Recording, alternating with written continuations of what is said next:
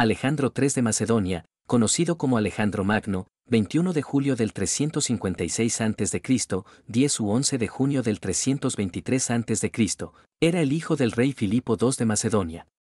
Se convirtió en rey a la muerte de su padre en el año 336 a.C. y se embarcó en la conquista de la mayor parte del mundo conocido de su día. Es conocido como Magno tanto por su genio militar como sus habilidades diplomáticas en el manejo de los varios pueblos de las regiones que conquistó.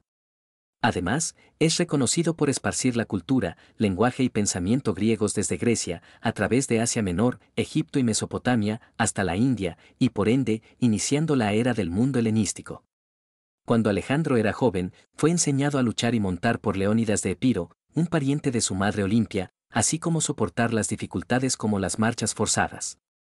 Su padre, Filipo, estaba interesado en cultivar un futuro rey refinado, y por ello contrató a Lisímaco de Acarnania para enseñar al muchacho a leer, escribir y tocar la lira.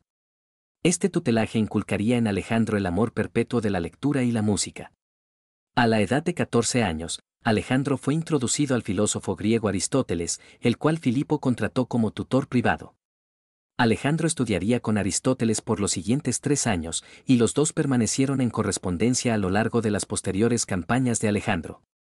La influencia de Aristóteles incidió directamente sobre los tratos posteriores con los pueblos a los que conquistó, en el que Alejandro nunca forzó la cultura griega sobre los habitantes de las diferentes regiones, sino que la introducía de la misma manera en que Aristóteles solía enseñar a sus estudiantes.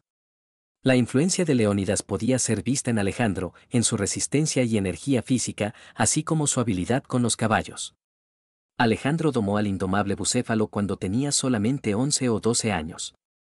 Mientras que la influencia de sus tutores ciertamente tuvo un profundo efecto en él, Alejandro parecía destinado a la grandeza desde nacimiento.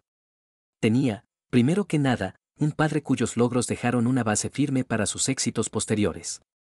El historiador Diodoro Sículo observa: aun cuando era claro que su padre tuvo un gran impacto en él, Alejandro mismo decidió ver su éxito como ordenado por fuerzas divinas.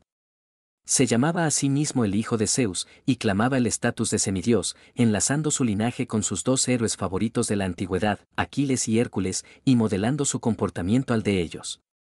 Su creencia en su divinidad fue inculcada en él por Olimpia, quien también le dijo que su nacimiento fue virgen, ya que ella había sido impregnada milagrosamente por el propio Zeus. Su nacimiento fue asociado con grandes señales y maravillas, como una estrella brillante reluciendo sobre Macedonia esa noche y la destrucción del templo de Artemisa en Efeso. Plutarco escribe: aun cuando su nacimiento milagroso está bien documentado por los historiadores, hay muy poca información respecto a su juventud, aparte de historias de su precocidad. Supuestamente interrogaba a dignatarios visitantes sobre las fronteras y fortalezas de Persia cuando tenía 7 años, sus tutores y sus amigos de la infancia. Sus amigos Casandro, Ptolomeo y Hefestión se convertirían en sus compañeros de toda la vida y generales en su ejército. Calístenes, otro amigo, era el sobrino de Aristóteles y llegó a la corte macedonia con el filósofo. Se convertiría en el historiador de la corte y seguiría a Alejandro en campaña en calidad de filósofo. Hefestión permaneció como su mejor y más querido amigo a lo largo de su vida y el segundo al mando en el ejército. Sobre la juventud de Alejandro, el historiador Worthington escribe que Alejandro sería educado en casa, como era costumbre en Macedonia, y se acostumbraría a ver y después participar en los concursos de bebida que eran parte de la vida en la corte macedonia, pero que, aparte de eso, sorprendentemente sabemos poco de la infancia de Alejandro. 33. La destreza militar de Alejandro fue notada por primera vez en la batalla de Queronea en el año 338 a.C. A pesar de tener solo 18 años, ayudó a cambiar el curso de la batalla en una victoria decisiva macedonia que derrotó a las ciudades-estado aliadas griegas.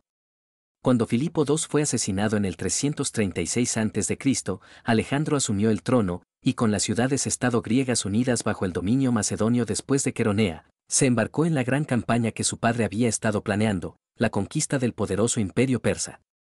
Worthington afirma: con un ejército de 32.000 de infantería y 5.100 de caballería, Alejandro cruzó hacia Asia Menor en el año 334 a.C. y saqueó la ciudad de Baalbek, renombrándola Heliópolis.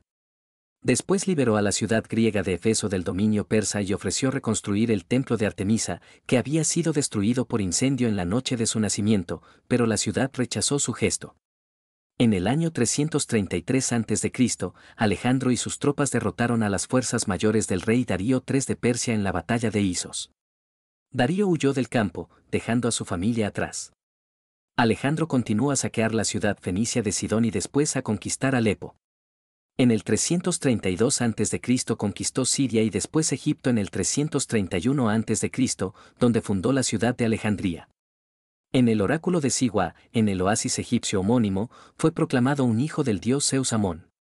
A pesar de haber conquistado Egipto, Alejandro no estaba interesado en imponer sus propias ideas de verdad, religión o comportamiento sobre los pueblos mientras que estos mantuvieran voluntariamente las líneas de abastecimiento abiertas para alimentar y equipar a sus soldados, un importante aspecto de su habilidad para gobernar vastas áreas que iba a ser descuidado por sus sucesores.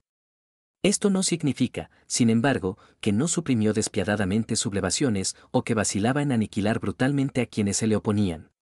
Después de diseñar el plan para la ciudad de Alejandría, dejó Egipto para más campañas, conquistando fácilmente la tierra de Fenicia excepto de la ciudad-isla de Tiro, a la que puso bajo sitio.